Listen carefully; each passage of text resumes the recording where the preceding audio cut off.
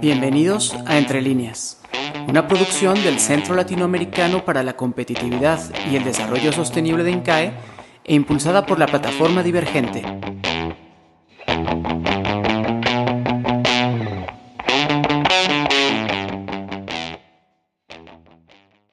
Hola, soy Jaime García y hoy vamos a hablar de un tema que siempre hemos mencionado en nuestros otros capítulos, en nuestros otros podcasts, que está muy ligado con lo que hacemos o intentamos promocionar en INCAE, que es el crecimiento sostenible e inclusivo.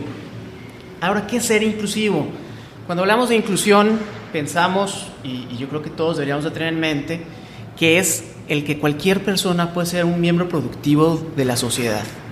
Es decir, que sean partícipes de las dinámicas sociales en todos los aspectos. Y a veces uno quizás considera que es un concepto que quizás en el siglo XXI ya está rebasado. Sin embargo, cuando analizamos el índice de progreso social a nivel mundial, vemos que uno de los indicadores en los que más hemos retrocedido en los últimos 5 años ha sido justamente el de la inclusión.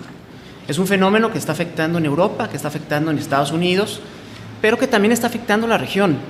Y en Costa Rica pasa lo mismo. Tenemos un problema de inclusión con las mujeres, tenemos un problema de inclusión entre regiones, tenemos un problema de inclusión entre religiones y también una población que a veces no se ha visibilizado, que no se visibiliza, que no se conoce, que a veces se malcomunica, que son las personas con discapacidad. En ese sentido, creo que a veces hemos caído en la trampa de los igualiticos, en donde tomamos decisiones, hacemos infraestructura, hacemos políticas, generamos intervenciones, pensando que todos somos hombres blancos de 55 años. Pero no lo somos. Costa Rica es muy complejo, hay mucha diversidad y hay que saber cómo incluirla dentro de la dinámica nacional. Y en ese sentido, viendo que viene, además, el 21 de marzo, que se conmemora el Día de las Personas con Síndrome de Down, bueno, veamos cómo estamos en términos de inclusión, con expertos, con especialistas que conocen el tema, y solo para dar un dato y saber cuál es la relevancia de las personas con discapacidad en Costa Rica. Según los últimos datos, que son los datos del censo 2011, que ya hace falta mejor estadística, porque si no se cuantifica, no se visibiliza, si no lo medimos no sabemos cómo estamos, y si no lo medimos no sabemos hacia dónde vamos.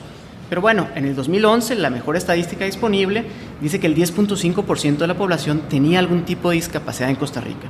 Estamos hablando de 452.844 personas, según datos del INEC, que si consideramos que se mantiene la proporción, estaríamos hablando ya casi de 500.000 de personas hoy en el 2019. Y para hablar de este tema y empezar una conversación amena sobre cómo incluir, cómo hablar de personas con discapacidad, cómo hacerlo propiamente, porque luego en medios de comunicación escuchamos muchas barbaridades que no son inclusivas, que no son incluyentes y que al contrario siguen manejando un estigma del siglo XIX o del siglo XX. Entonces hoy, para hablar con expertos, qué mejor que tener aquí ahora sí a las profesionales de la inclusión, que son Fundameco, y tengo en este podcast hoy a Joana, María, Marisela. Excelente, bueno, gracias por estar acá. Y bueno, antes que nada quisiera saber qué es Fundameco. Preséntenme la iniciativa que ustedes están haciendo. Sí, gracias Jaime.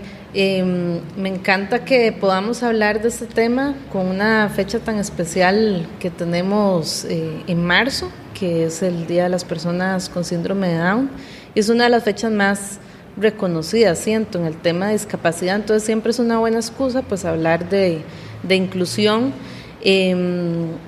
Nosotros, desde nuestro grupo social, que está conformado por Fundameco y Plura, lo que queremos es promover la inclusión de personas con discapacidad a través de la convivencia, de la educación y la innovación, para cambiar un poco ese paradigma en el que muchos están todavía, ¿verdad? Y como bien lo mencionabas, sobre todo en el tema de comunicación, seguimos alimentando un paradigma rehabilitador y excluyente, ¿verdad?, que no corresponde con el camino que queremos, ni con el progreso que queremos como país desarrollar. Bueno, como les voy a presentar quién soy. Bueno, María, yo trabajo en Fundación MECO y bueno, la fundación, más sumado a lo que decía Joana, es una organización que da oportunidades no solamente a la persona con discapacidad, sino también a las familias y a la sociedad en general, para que se pueda formar en temáticas de inclusión. Nosotros creemos desde un enfoque social y sostenible que si la gente se informa de inclusión y sabe que el tema de discapacidad es una responsabilidad de todos, podemos hacer muchísimo de donde estemos, desde nuestra área laboral, desde la docencia, desde cualquier ámbito, porque para trabajar la discapacidad tenemos no solamente que respetar y conocer al otro y ver las necesidades y tener empatía, sino también escuchar y saber valorar el talento que tienen. Y yo creo que esa es la gran fortaleza que tenemos como organización, ¿verdad? Que buscamos ese talento de las personas, más allá de la condición. Y hay una frase que siempre digo y que me encanta, es que el diagnóstico nunca es el pronóstico. Realmente uno... Esa está buena. Sí, y la aprendí de Erika, y Erika me decía siempre eso porque realmente la sociedad está acostumbrada a etiquetar, estamos acostumbrados a poner siempre nombre a todo, como los atunes, ¿verdad? Y realmente deberíamos de empezar a quitar esas etiquetas y ver más allá de lo que a simple vista percibimos. Sé que Fundameco tiene ya 8 años. Que ustedes dos son las que tienen quizás más tiempo acá. Bueno, obviamente Joana, que es la presidenta. ¿Qué han visto como cambio en términos de cuando llegan, por ejemplo, a hablar de inclusión? ¿La gente es más perceptiva o no? ¿Cada vez es más sencillo? ¿O ustedes siguen viendo que hay complicaciones para hablar de estos temas? Hace 8 años, cuando a mí se me presentó la oportunidad de instaurar una fundación,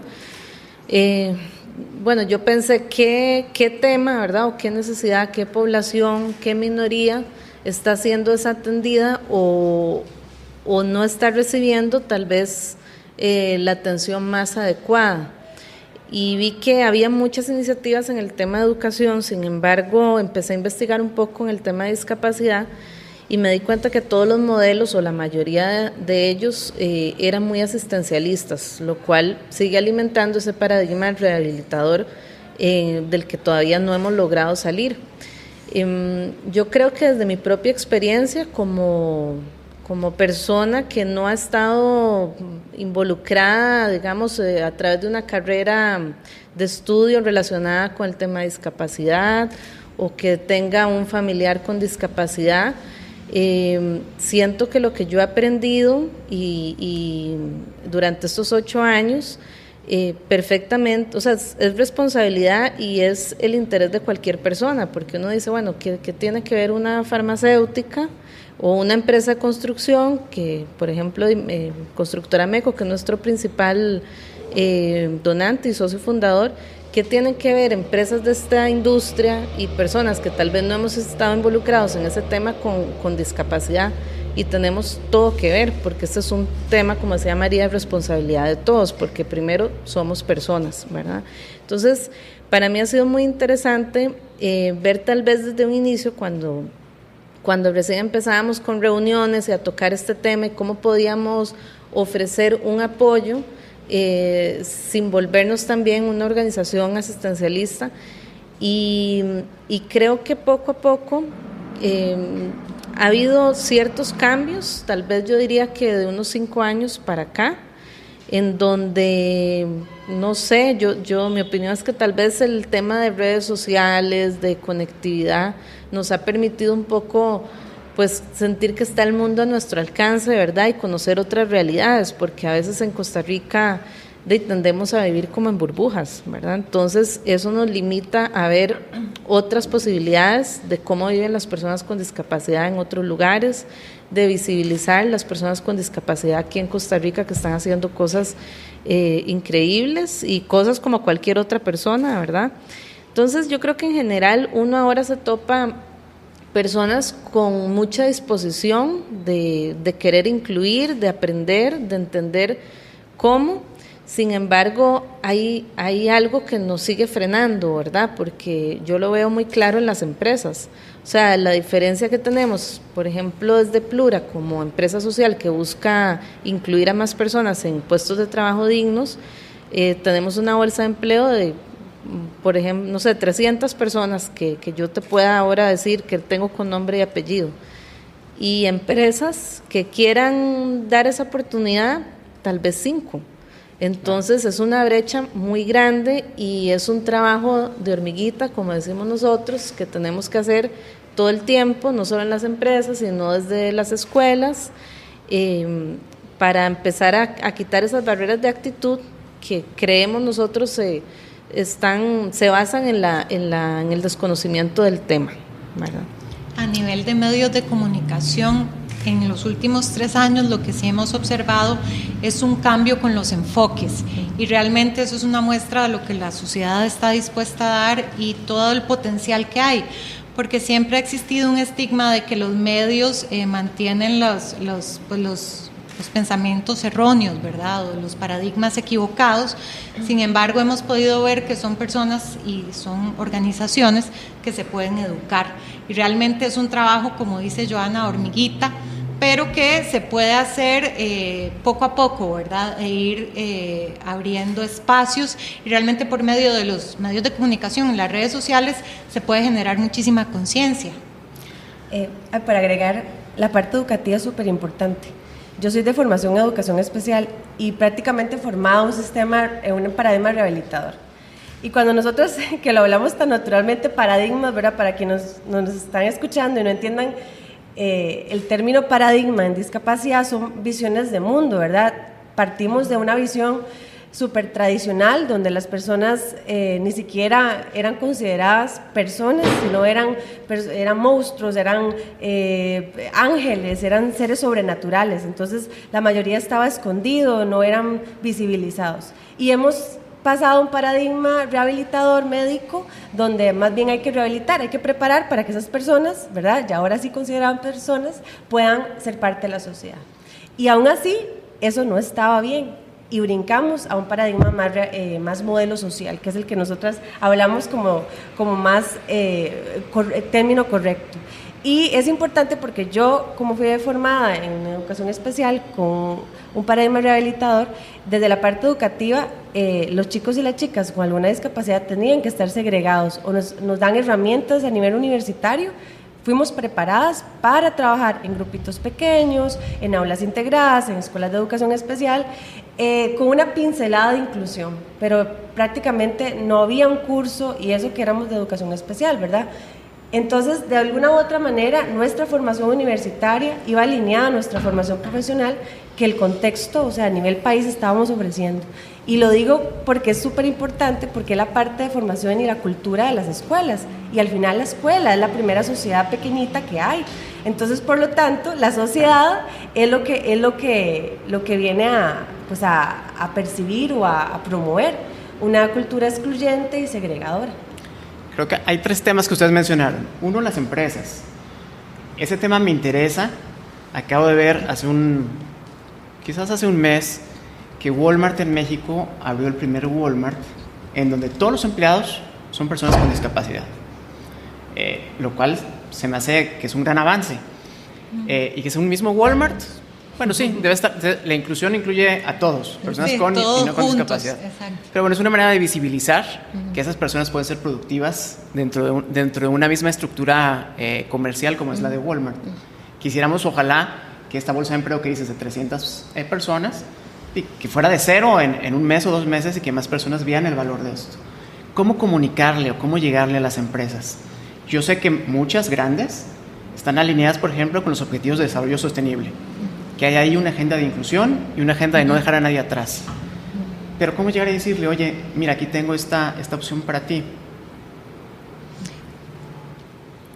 En términos de comunicación, es muy importante tener en cuenta, bueno, no necesariamente para las empresas, sino la era digital y la información por medio de redes sociales ha facilitado muchísimo el poder llegar a las personas con discapacidades sensoriales, por ejemplo, discapacidad visual o discapacidad con hipoacusia o discapacidad auditiva.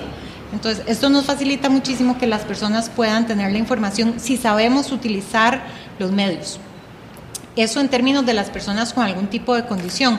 Sin embargo, para llegar a las empresas realmente lo que hay que tocar son corazones, ¿verdad? Y que la disposición exista desde la alta gerencia, desde los altos mandos, porque de lo contrario es muy difícil realmente que aunque haya mandos medios que tengan el interés, pues se logre colocar a las personas.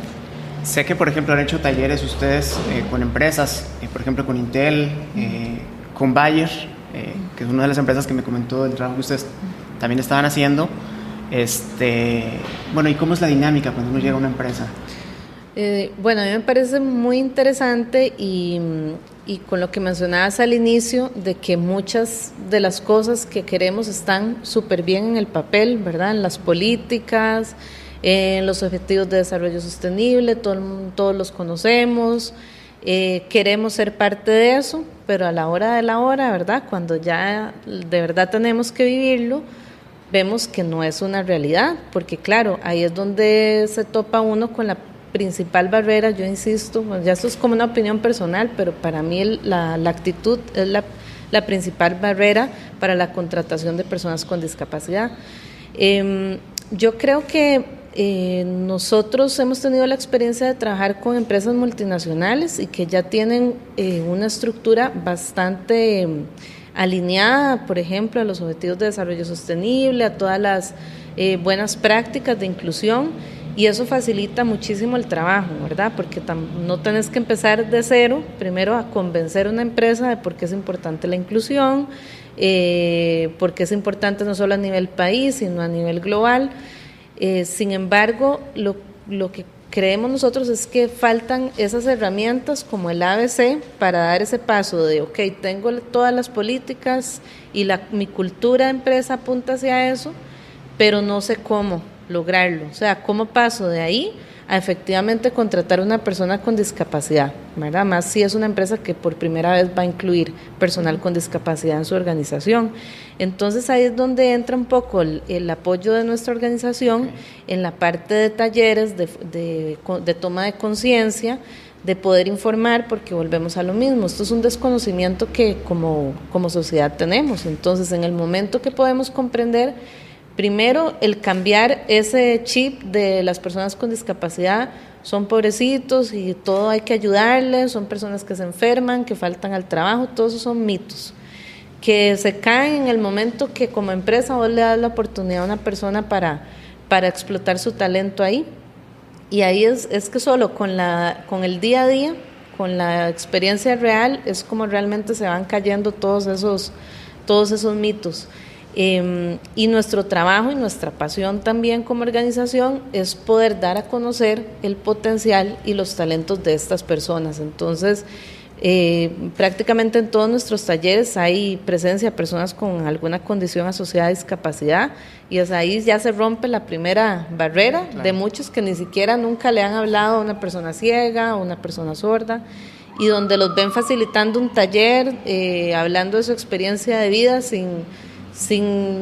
o sea, las personas se dan cuenta que son personas como cualquier otra, ¿verdad? Entonces, yo creo que eso es lo primero que hay que hacer, o sea, romper esa primera barrera de actitud, llegando al lugar, dando espacios de toma de conciencia, siempre bajo el modelo social de discapacidad, para crear un buen mensaje y un buen proceso, ¿verdad? Y que no se queden las contrataciones en que lancé un panfleto, ¿verdad? Un brochure de contratamos 5 personas y llegas a los 3 meses y ya no hay nadie ahí, ¿verdad? Entonces... O que no sea como también sucede en la sostenibilidad. Cuando hay veces empresas que anuncian su plan de sostenibilidad, es poner botes de basura para separar la basura. Exacto. Y tienen los botes de basura de colores. Sacas tu plan de inclusión y es que pones estacionamientos para personas con silla de ruedas. Exacto. ¿No? Y ahí... Pero eso no significa que seas ni sostenible ni incluyente. Yo creo que también, digamos, va muy alineado el tema de sensibilizar y tomar conciencia. Yo creo que vos puedes estar muy, el corazón, ¿verdad? Sensibilizado, y de inmediato haces un cambio. Pero ya tomar conciencia es realmente interiorizar y después un plan de acción. Y yo creo que eso es lo que las empresas y lo que también desde Plura se hace, ¿verdad? Que las empresas tomen conciencia del valor agregado que la inclusión puede dar, porque no solamente es la persona con discapacidad que se beneficia, es el compañero de trabajo que está ahí, es la empresa en general y la percepción que tiene la sociedad de esa empresa, porque realmente la persona con discapacidad uno cree que se beneficia, claro, se beneficia porque muchos están en condición de pobreza, muchos tienen su primer trabajo a los no sé cuántos años y han buscado un montón de oportunidades, pero también no solo es ella, sino la persona que está a la par, que se da cuenta que esa persona puede hacer su trabajo incluso mejor que él y que puede aprender de ella, o sea, es un beneficio en doble vía, y muchas veces yo creo que también debemos de dejar de pensar que la inclusión solamente es la inclusión de una persona en un espacio laboral, va más allá, contratar servicios, brindar servicios para la población con discapacidad, o sea, es expandir la inclusión desde la contratación misma a los servicios, a las oportunidades, y yo creo que se va a dar poquito a poquito. Yo creo que las empresas han venido como entendiendo, estoy muy de acuerdo en que cuando una empresa tiene la responsabilidad social y tiene en su agenda los objetivos de desarrollo sostenible es súper bueno, pero también creo que hay empresas pequeñas que también pueden empezar a trabajar el valor de la inclusión, y yo creo que es una labor que se hace y que tratamos de que sea lo más sostenible posible. Y que es un trabajo también que se hace desde la sociedad, desde el metro cuadrado de cada uno de nosotros. Por ejemplo, que si yo en Facebook posteo una fotografía, que esta tenga una descripción por si tengo amigos con alguna discapacidad visual, ese tipo de cosas que generen conciencia, que mis hijos tengan compañeritos con alguna condición, etcétera. O sea, que realmente la discapacidad es algo que es transversal a la sociedad y que es inherente a nosotros como seres humanos, así como la diversidad en todos los sentidos. Entonces tenemos pues que generar eso sin que sea tan complejo como un ODS o como el trabajo desde las empresas, lo cual es fundamental, pero que sea más natural, que sea más humano. Ya que tocas el tema de la comunicación y redes sociales, hay una palabra que a veces se utiliza mucho, por ejemplo, y la voy a decir, aunque ya por tanta sensibilización que uno tiene en esas áreas, a uno le cuesta trabajo decirla, pero la gente a veces, los medios de comunicación, hablan, por ejemplo, de personas discapacitadas. Ajá. Y quizás uno que ya está en esto y que habla este lenguaje, quizás te duelen los oídos de escucharla. Hay otros que la escuchan y dicen, no pasa nada, es normal. Uh-huh. ¿Es correcto o no hablar de personas discapacitadas? ¿Cuál es la palabra con la que se tiene que hablar para esta población? Lo más importante, lo primero es que son personas, ¿verdad? Antes de ser personas también está el nombre, pero si vamos a hablar de un grupo, de una generalidad, lo primero es poner la palabra persona antes que cualquier característica. Entonces, claro. Por ejemplo, persona usuaria de silla de ruedas. El utilizar la silla de ruedas es nada más una característica. Persona ciega, evitar persona no vidente porque es partir de lo que la persona no tiene, además de que un vidente ve el futuro, es otra cosa, ¿verdad? Ese tipo de adecuaciones en el lenguaje son fundamentales justamente para romper paradigmas. A veces decimos, ¿qué importa cómo hablemos? Pero la forma como hablemos es fundamental para ir generando esa conciencia. El lenguaje también marca realidades. Y también el término discapacidad está incorrecto porque recae en la persona. Y como hemos hablado del modelo social, ¿verdad? La persona va a tener una condición, o sea, una condición que va a lo largo de su vida.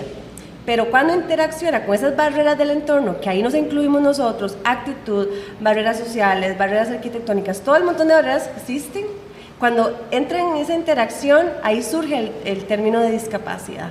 Por eso es que es social, porque es responsabilidad de nosotros eliminar esas barreras. Cuando empezamos a eliminar las barreras, la discapacidad no se ve. Entonces es importante también lo que decía Mari, el uso de términos, porque como nosotros hablamos, creamos sociedades, creamos cultura, y es muy importante también, por ejemplo, persona sorda se utiliza mucho sordomudo, y mucha gente lo utiliza sordomudo, y dentro de la cultura sorda eso es muy ofensivo, ¿verdad? Entonces, persona sorda, ante todo el nombre o la persona que es el respeto a la integridad también. Cuestiones con las que uno creció, porque sí, creció en otra generación donde no estaban esos temas que parecen muy normales y que todavía se replican.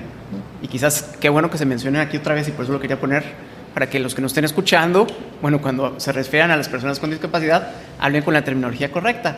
Y ahora que ustedes hablan de inclusión y quitar barreras, sé que también ustedes trabajan en las dos vías, entre la sociedad y el público objetivo de ustedes, pero también dentro del público objetivo, las personas con discapacidad, enseñarles que no hay barreras. Enseñarles que el que tengan una cierta condición, por ejemplo, que no puedan ver no significa que no puedan subirse a una tabla de surf. Que el que no puedan caminar no significa que no puedan surfear. Y esto quizás para los que me escuchen, quizás digan, ¿de qué estás hablando? Estoy hablando de las jornadas de surf inclusivo que ustedes hacen. Si me pueden dar un poquito más de detalles para enseñarnos que realmente no hay barreras, que la barrera más importante está en la mente. Claro. No, y nosotros, una de las cosas que siempre tratamos es de crear espacios y diseñar espacios de convivencia que promuevan la inclusión, ¿verdad? Y siempre, a veces yo digo que nos gusta como complicarnos un poco, pero yo creo que cuando nos salimos de nuestra zona de confort y hacemos tal vez lo que la gente de inicio dice, pero ¿cómo? Surfear, personas con discapacidad surfeando, una persona ciega, o sea, ¿cómo se te ocurre, verdad?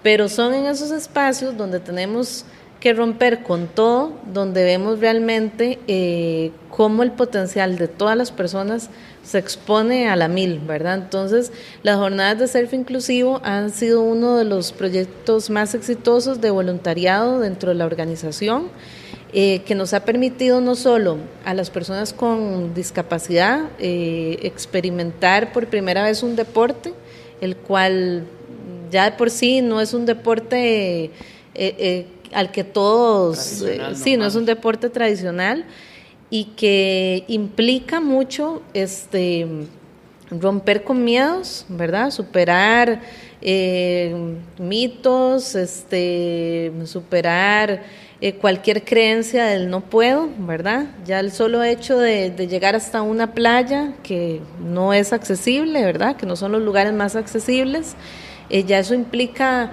pucha, bueno, voy a salir de mi casa y quiero hacer algo diferente. Entonces hay algo que pasa en el chip de estas personas al querer intentar algo nuevo, que cuando agarran su primera ola, hemos tenido la experiencia de ver personas que han transformado su vida por una experiencia del surfing, ¿verdad? Entonces, tenemos compañeros que actualmente son parte del equipo de Surf Adaptado, Henry, que es persona ciega, y Nati Vindas, que es usuaria de silla de ruedas. Pero otra de las cosas que a mí me encanta las jornadas de surf inclusivo es el cambio o el efecto que hay en los voluntarios, ¿verdad? Entonces, ese espacio de convivencia que se genera y de solidaridad entre personas con y sin discapacidad, yo creo que es lo más rico de la experiencia y lo que nos permite derribar ese montón de mitos que tenemos de uno mismo, que es, pucha, o sea, como esa persona que no ve surfea y yo ni siquiera lo intento, ¿verdad? Entonces es como una excusa y una actividad que nos permite creérnosla, ¿verdad? Y atrevernos a cosas diferentes siempre. Y además me gusta esto de que sea en las playas. ¿Por qué? Porque otra vez en Costa Rica todo está concentrado en la GAM. Entonces cuando hablamos de actividades de inclusión fuera de la GAM, yo creo que es también romper barreras. Exacto. La gente agradece, digamos. Lo han hecho en Limón, la gente estaba feliz. Gente en Guanacaste, vecina, no en sí de Limón, sino de Talamanca, que no conocía la playa. Nos han tocado varios casos. Sí, eso pasa mucho. O sea, hacemos actividades en Guanacaste y tal vez el 50% de las personas que van como participantes nunca habían conocido el mar.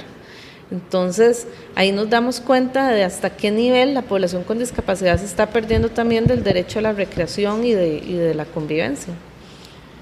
Que hay muchas veces cuando nos preguntan, bueno, que está muy bonito el progreso social, está muy bonito hablar de capacidades, de libertades, de ser más incluyentes, pero ¿cómo se hace?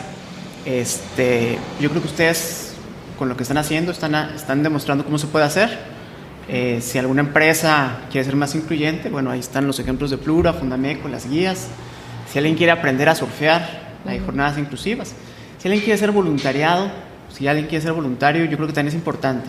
Ustedes ayudan a que la gente fácilmente pueda ser voluntario en esas actividades, ¿verdad? Claro, el voluntariado es una de las áreas más importantes que tenemos en la organización y creo que es la oportunidad perfecta para todas esas personas y ojalá quienes nos escuchen y tienen ese gusanito de querer experimentar qué es la inclusión, la verdadera inclusión, que tienen dentro de nuestra organización las puertas abiertas para ser parte de este movimiento que invita a reconocernos cada uno de nosotros con nuestras fortalezas, con nuestros talentos y que construyamos juntos, ¿verdad? Una sociedad más inclusiva. Yo siempre les digo que esto se vuelve un estilo de vida, eso no puede ser porque trabajo en la fundación, creo en la inclusión y cuando voy a mi casa soy diferente, ¿verdad? Entonces, la idea de nosotros es sembrar esa semillita en cada persona y yo creo que hasta la fecha lo hemos logrado y realmente se hace a través de la convivencia, o sea, no hay una receta mágica, eso se logra dando ese primer paso y lo podemos hacer como personas, como familias, como centros educativos y como empresas, ¿verdad? Dar ese primer paso y decidir, quiero entender mejor cómo puedo hacer para que mi vida y mi forma de vida sea más inclusiva y poder tomar en cuenta las habilidades de todos. Y si desean inscribirse en nuestra plataforma de voluntariado, pueden ingresar a www.fundomeco.org/voluntariado y ahí pueden pues ingresar los datos y les mantendremos al tanto de todas nuestras actividades. Excelente, eso lo vamos a compartir en nuestras redes sociales, también cuando compartamos el podcast. Ya se nos acabó el tiempo, pero bueno, qué bueno que pudimos hablar de inclusión, de cómo se aplica a la Costa Rica, en términos, por ejemplo, de surf. Si esto nos escuchan, por ejemplo, en Paraguay, bueno, ahí no se puede surfear, pero a lo mejor algo se puede hacer.